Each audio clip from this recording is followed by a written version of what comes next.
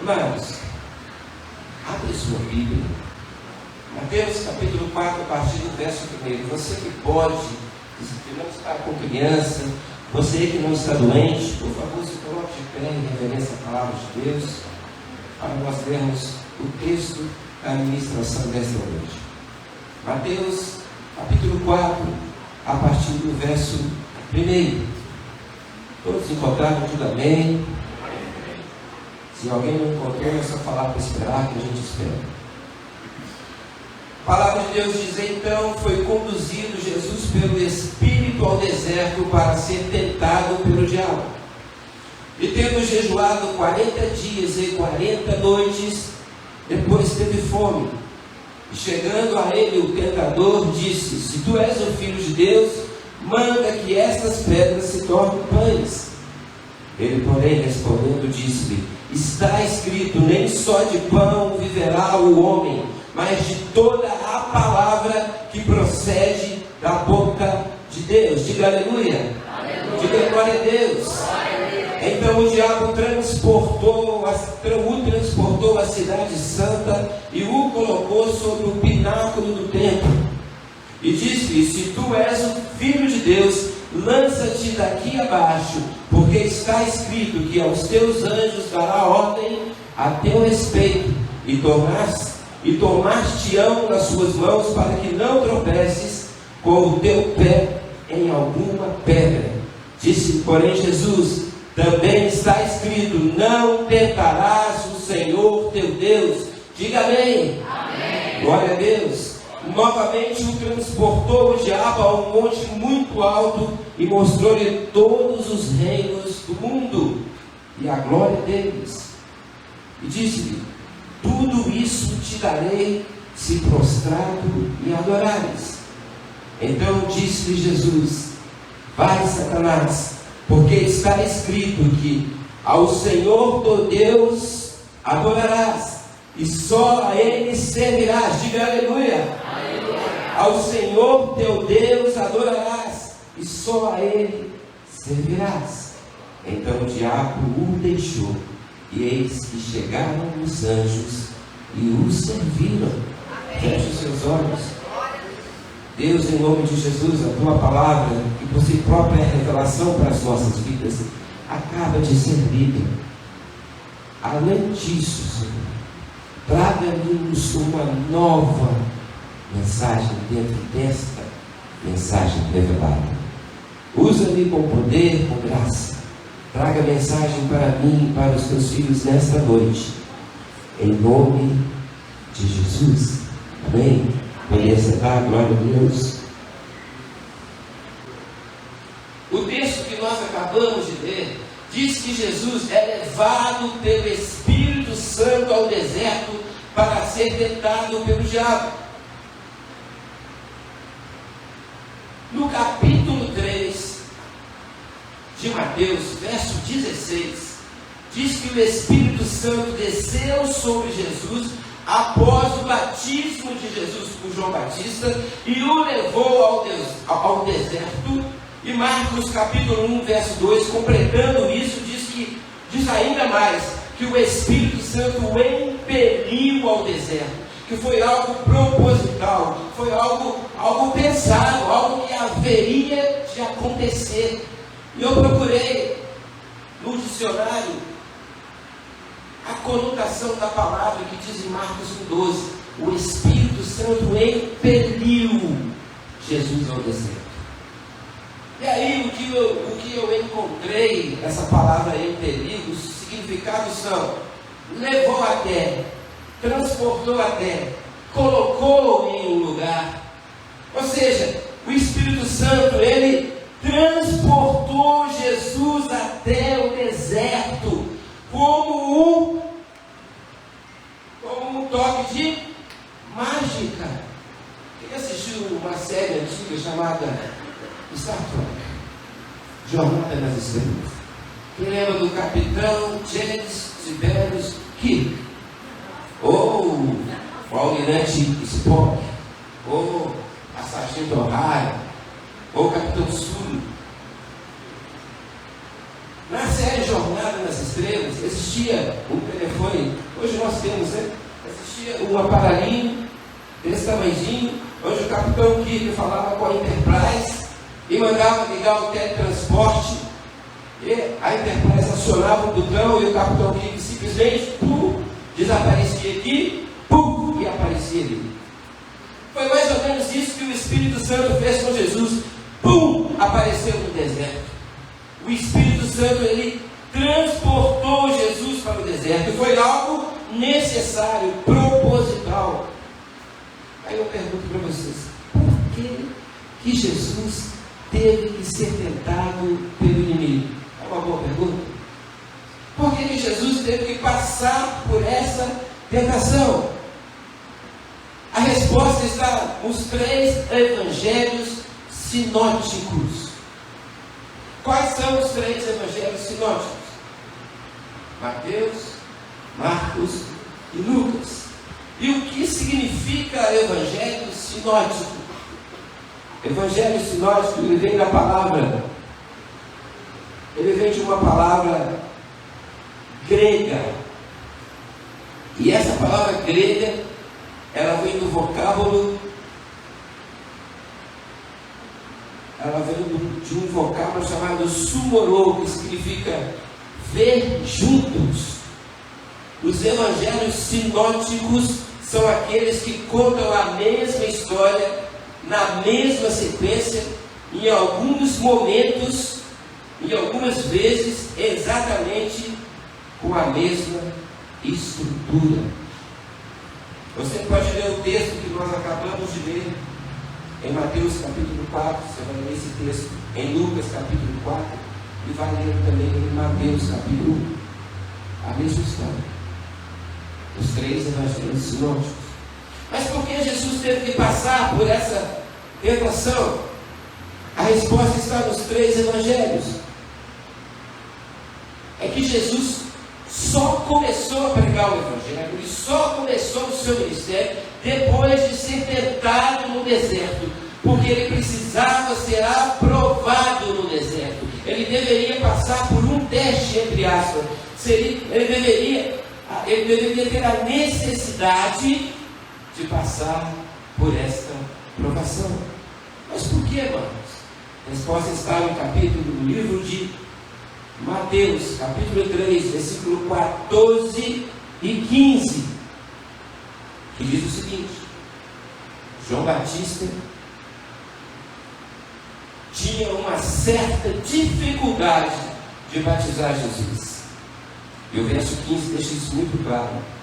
Vai dizer o seguinte: olha, João, deixa que assim convenha que façamos, para que isso se cumpra toda a justiça. O batismo de João era para arrependimento.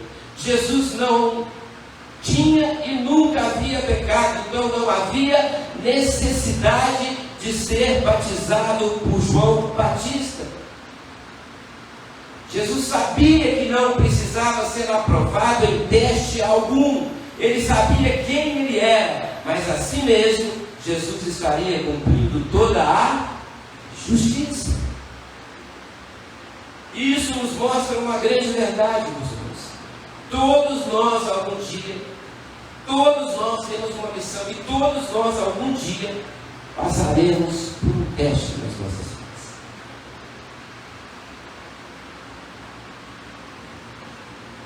Se você já passou por esse teste, qual foi o resultado? Você foi aprovado. Se você ainda não passou, prepare-se, e você ainda pode passar por ele. Esteja firme, preparado para ser aprovado. O Breno levantou a mão lá atrás. Ele já passou por Deus e foi aprovado. Glória a Deus, Breno. Eita glória. A partir do versículo do livro de Mateus capítulo 4, a partir do versículo 2 em diante, preste bem atenção agora. Nós vamos analisar que teste foi esse. Que teste foi esse que Jesus precisou de passar? Como foi esse teste? E a Bíblia diz, nós acabamos de ler, que depois de 40 dias e 40 noites, o lado humano de Jesus ficou em evidência. E ele teve fome. A Bíblia diz que Jesus era 100% homem e 100% Deus. A Bíblia diz que Jesus não era apenas 100% Deus, ele era também 100% homem. E quando nós somos 100% homem, se eu me beliscar aqui agora, eu vou dizer ai. Jesus, se ele se beliscasse, ele diria ai. Então Jesus ficou no deserto por 40 dias e 40 noites e ele teve fome, porque era 100% homem. E aí o lado humano de Jesus ficou em evidência. Justamente pelo seu lado humano, Jesus teve que ser tentado e teve que ser aprovado por causa da sua humanidade. Ele teve que ser aprovado por causa da sua humanidade. Se ele fosse apenas 100% Deus, não precisaria de teste. Ele já estava soberano. Ele não precisaria passar por 40 dias sem comer. Ser tentado, meu irmão, não é pecado. Pecado é cair na tentação. A palavra nos diz, não nos deixe cair em tentação. E muitas vezes as pessoas, elas se enganam, elas foram tentadas, não caíram no pecado e já acham que pecaram pelo simples fato de serem tentadas. Todos os dias eu e você somos tentados em alguma coisa. Todos os dias os nossos olhos, os nossos ouvidos nos permitem sermos tentados. Ser tentado não é pecado. Pecado é você deixar-se cair em tentação. Então vamos ver o que o diabo usou com Jesus para que ele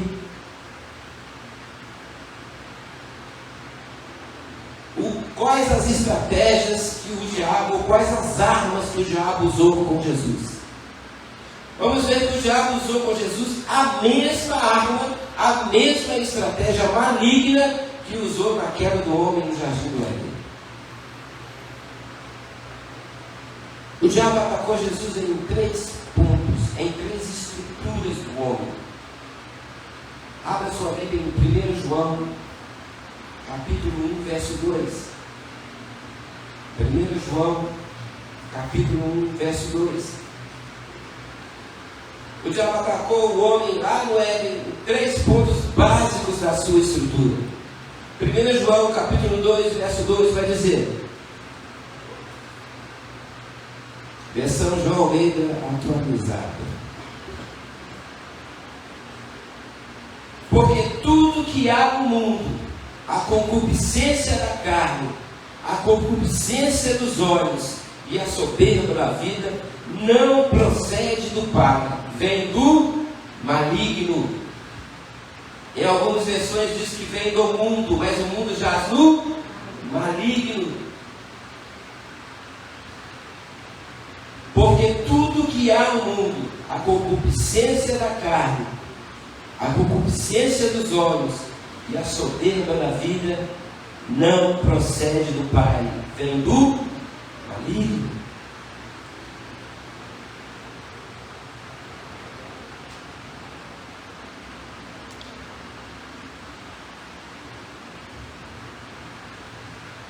Abra em Gênesis capítulo 3, verso 6, por favor.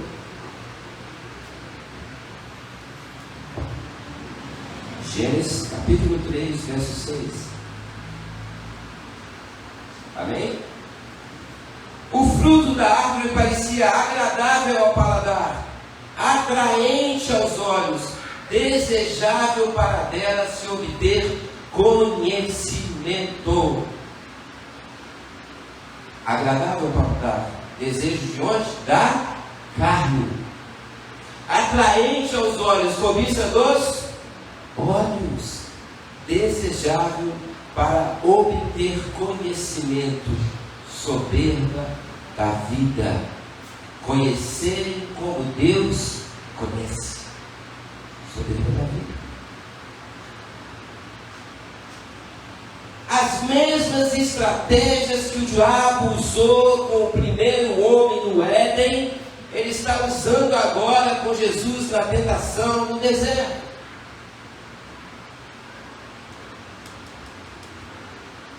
Mateus capítulo 4, verso 2, diz o seguinte: o diabo já chegou a Jesus e diz: transforme essas pedras em pão.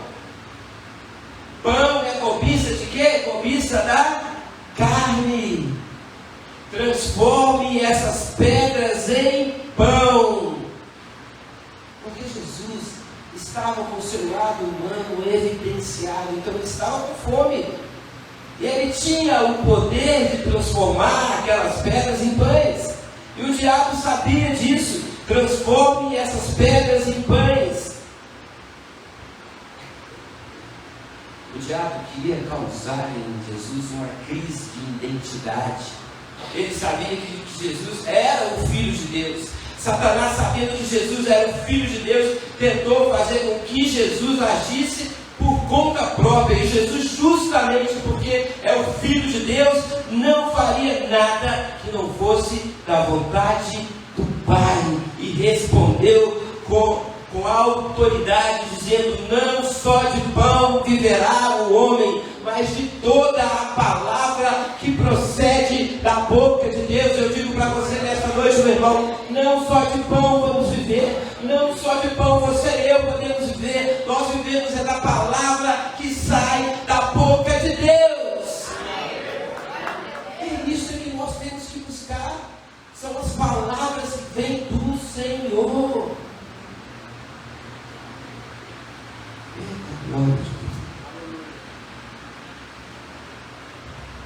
Porque muitos estão preocupados somente com o pão. Muitos são levados a apenas se preocuparem com as suas próprias necessidades. E vamos beber. O que havemos de vestir? O que havemos de comer? Mateus capítulo 6, a partir do verso 29 ao verso 36, diz tudo que o Senhor nos garantiu nesse texto: comida, bebida e vestimento. E o verso 33 diz: buscai primeiro o reino de Deus, e todas estas coisas, comida, bebida e vestimento, nos serão acrescentadas. Então muitos estão preocupados apenas com o pão, muitos não estão preocupados com aquele pão que vem do céu, mas estão preocupados com o pão terrestre, terreno, e esquecem que o pão que vem de Deus é o melhor pão para as nossas vidas. É o pão da vida.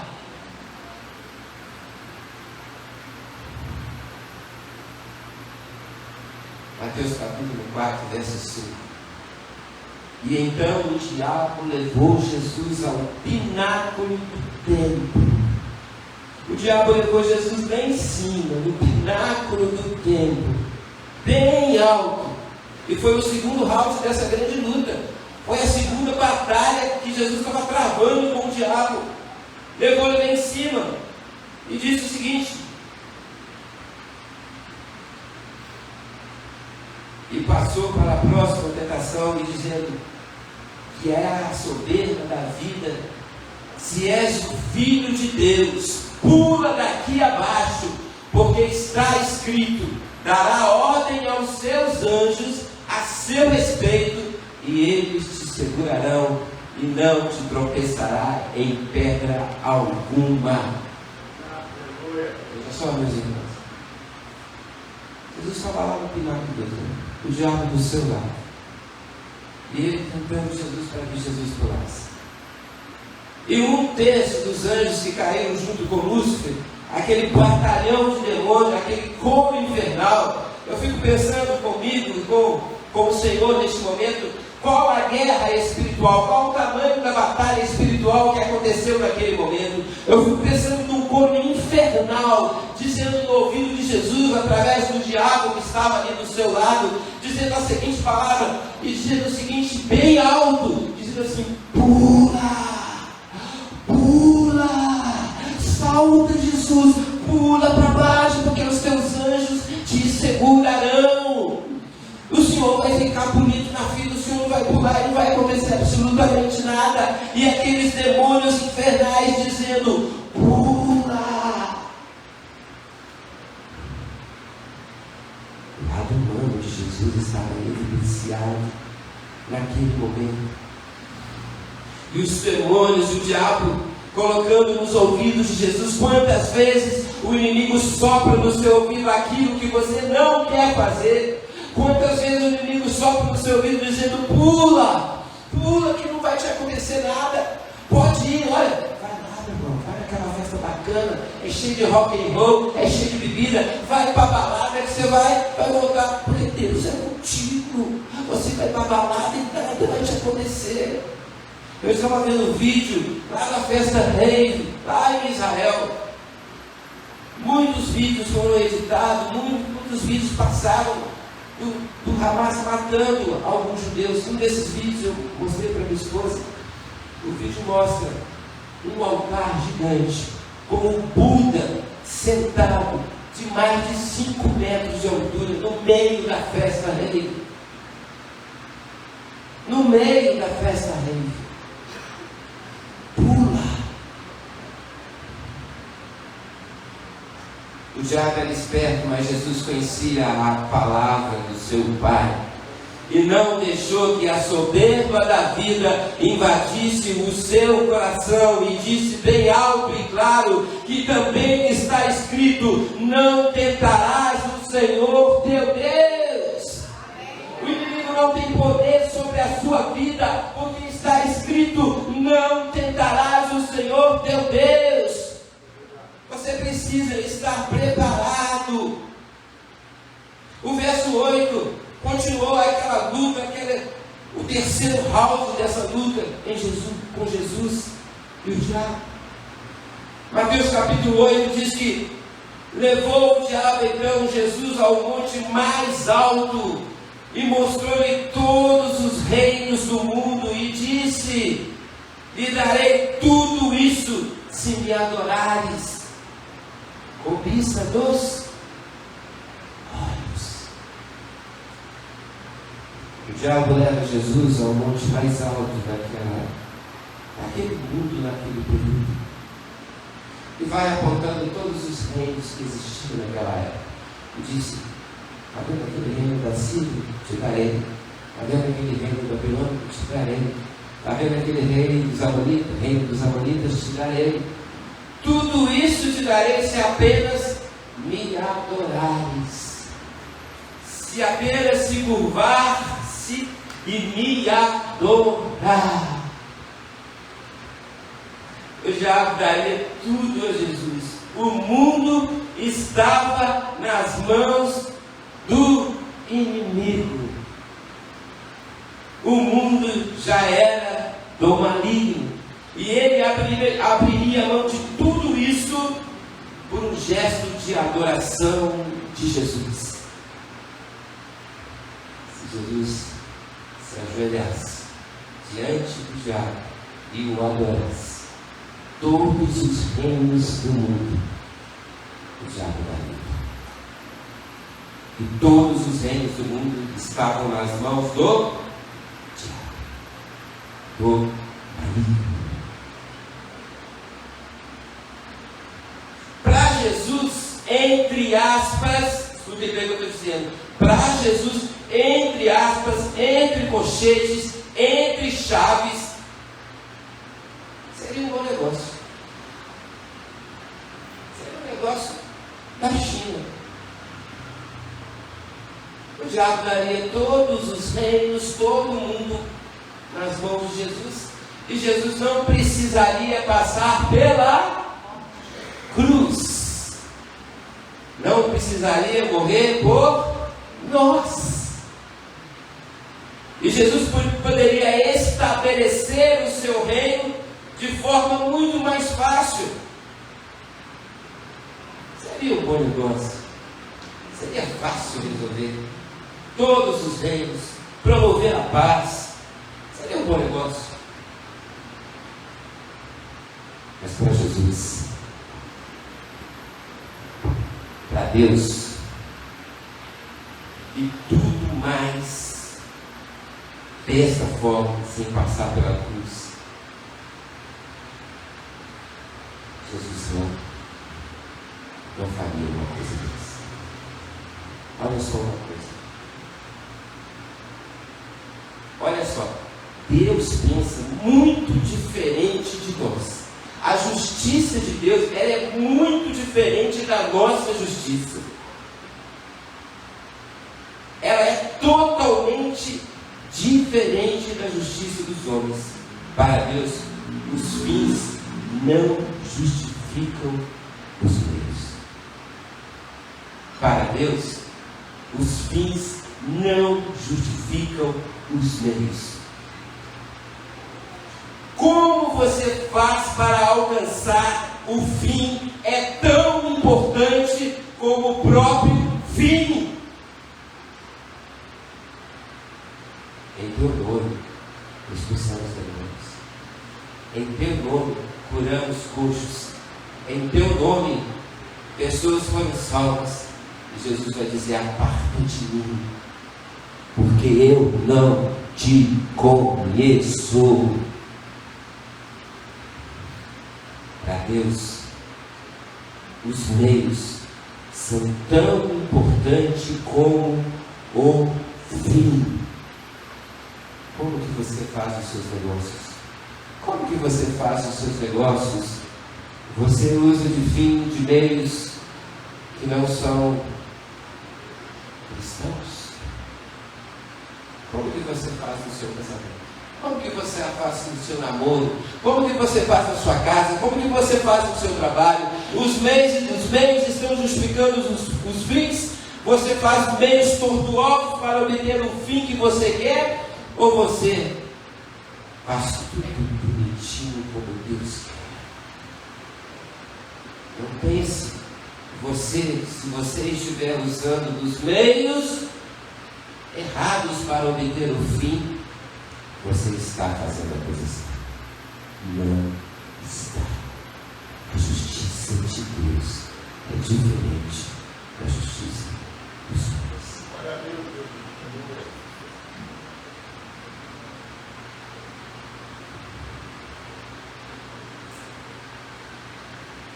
Disse Jesus. Jesus estava farto do diabo. Jesus estava cheio daquelas colocações diabólicas contra a sua vida, atacando o lado da sua humanidade. Ele diz: retira, Satanás, aparta de mim. Basta, não quero mais ouvir. Ele disse: porque também está escrito: somente a Deus adorarás, somente a Ele prestarás culto, somente a Ele servirás. Amém. Amados, somente a Deus adorarás, somente a Ele prestarás culto, somente a Ele servirás. E nas nossas igrejas, nas nossas vidas, muitos por aí estão adorando um outro Deus, senão há um Deus Jeová. Existem pessoas que estão adorando a um Deus sem saber por quê. E eu pergunto para vocês nessa noite: quem gosta de dinheiro aí levante sua mão? Quem gosta de dinheiro levante sua mão? Se você não gosta de dinheiro, eu vou te dar o meu Pix. Aí vocês podem passar para a minha conta sem problema nenhum, porque eu gosto de dinheiro. Mas muitos estão adorando ao Deus Mamon, que é o Deus do dinheiro, sem saber, porque dão mais atenção, porque dão mais regalias, porque gostam mais, porque dividem a glória de Deus com a glória de Mamon. E muitos adoram a Mamon porque amam os seus bens, amam o dinheiro, amam a sua conta bancária e deixa de amar Deus por causa do dinheiro.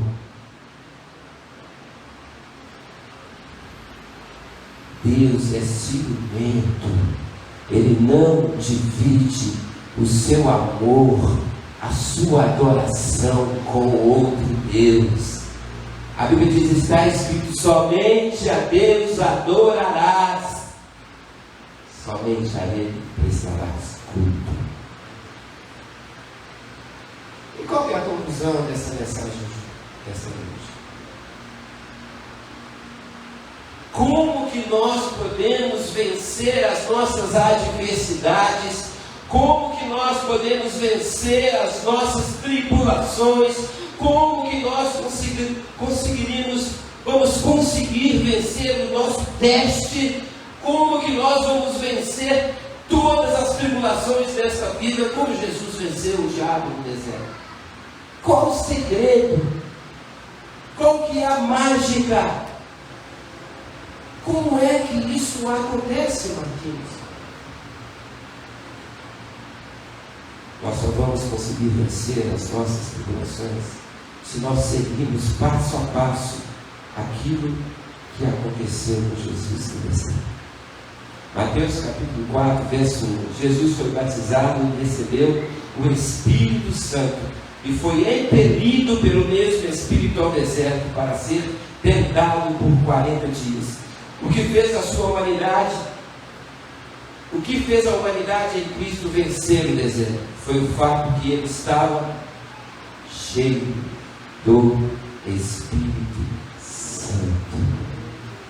Jesus estava cheio de Deus. Jesus estava cheio do Espírito, porque lá no livro de Mateus anteriormente diz que Jesus não foi para o deserto como um coitadinho, não. Jesus tinha sido batizado por João nas águas do Rio Jordão, e sobre ele desceu uma pomba, uma forma corpórea de pomba, que era o Espírito Santo de Deus. Então, quando Jesus foi impelido para o deserto, ele estava cheio de Deus, ele estava preparado para guerrear. E quando você se ajoelhar e orar ou entrar numa batalha espiritual, você precisa estar cheio do Espírito Santo de Deus. Você precisa estar preparado para a guerra. Jesus estava preparado. Ele não foi como um coitadinho para o deserto, ele estava cheio de Deus. Como se faz, pastor Marquinhos, para estar cheio de Deus? Como que se faz para estar cheio do Espírito Santo? Lucas capítulo 3, verso 21 diz que enquanto Jesus estava orando, veio sobre ele o Espírito Santo. Lucas capítulo 3, versículo 21 diz que os apóstolos estavam no recinto fechado orando, e veio sobre eles um vento impetuoso e encheu aquele lugar, e eles ficaram cheios de Deus. Lucas capítulo 3, verso 21. E aqueles homens que estavam com Pedro naquele lugar, eles estavam orando, eles estavam buscando a plenitude do Espírito Santo, e a palavra diz que o Espírito veio em forma de vento impetuoso. Se nós nos colocarmos de joelho nessa noite, nessa igreja, desligarmos os ventiladores e buscarmos o Espírito Santo, nada impede que Deus possa mandar um vento impetuoso por aquelas portas e todos nós ficarmos cheios do Espírito Santo de Deus. Por que nós não nos enchemos do Espírito? Será porque buscamos pouco? Será porque não nos prostramos adequadamente? Será que não buscamos, não oramos o suficiente? Quantas vezes você orou hoje? Quantas vezes você dobrou o seu joelho nessa semana? Quantas vezes você marido, você esposa, quantas vezes vocês dois oraram juntos nessa semana de mãos dadas? Quantas vezes? Como que você quer ser cheio do Espírito se você não está gastando tempo, ganhando tempo com Deus? Você precisa estar buscando a plenitude do Espírito Santo na sua vida. Para que você esteja cheio de Deus, é necessário orar. Você precisa orar mais, eu preciso orar mais. Primeira coisa, para ser cheio de Deus, precisamos orar. Orar mais. Buscar mais em oração. Segunda coisa,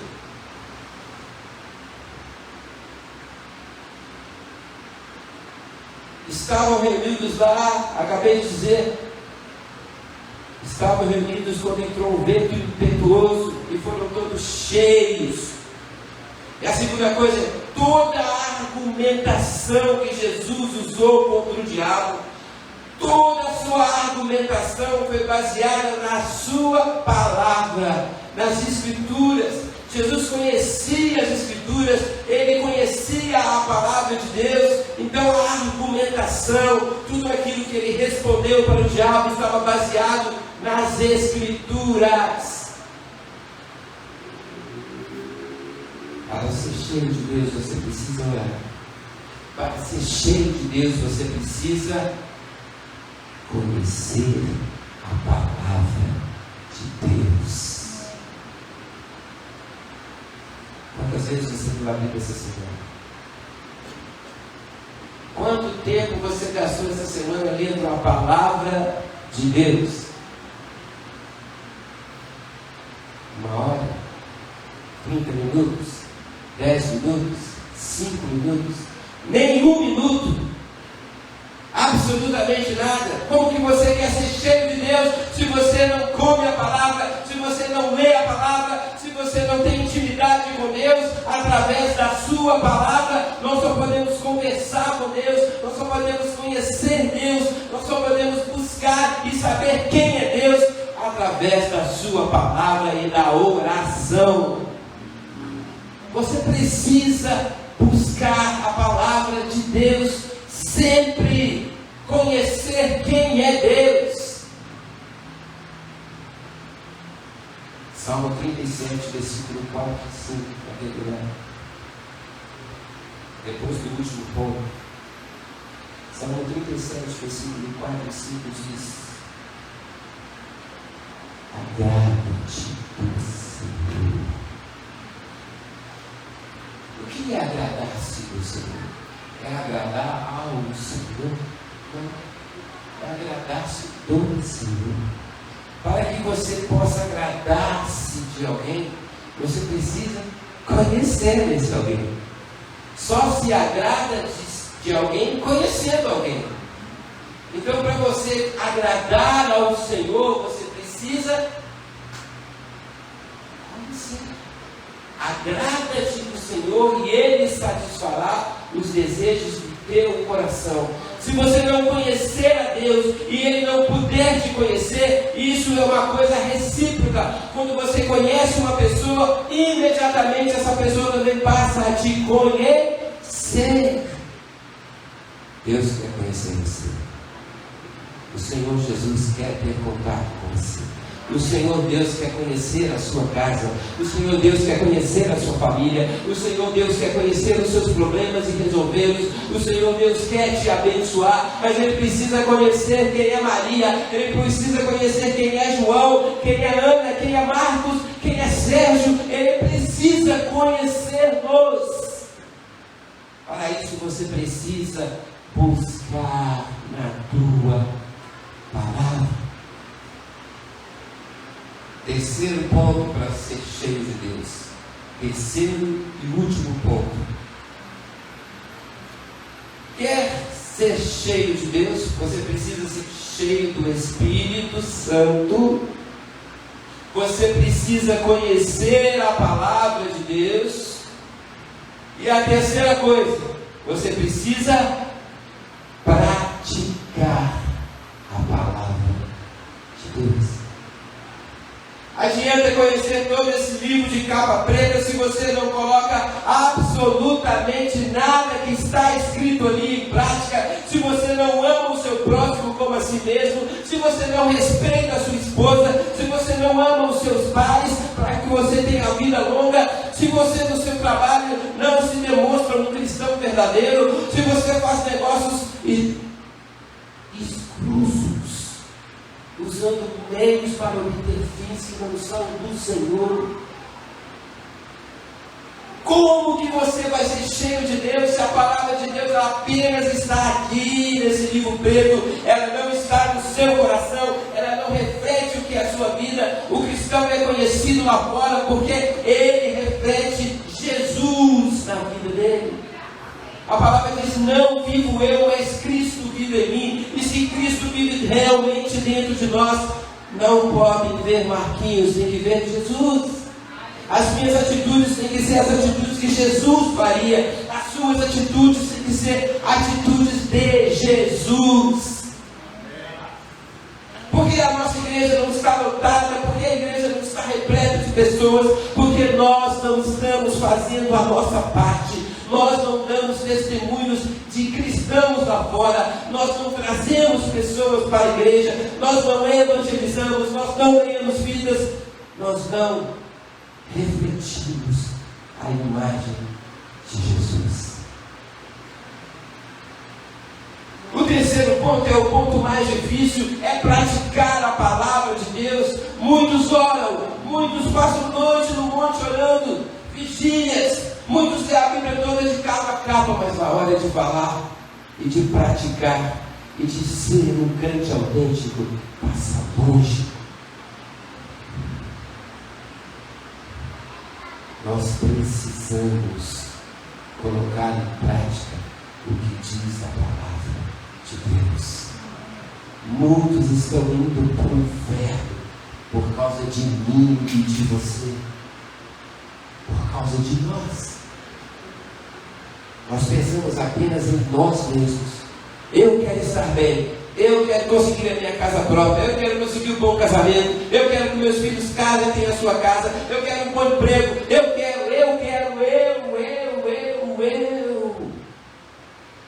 A Bíblia nunca diz eu, a Bíblia sempre diz nós, a Bíblia sempre diz eles.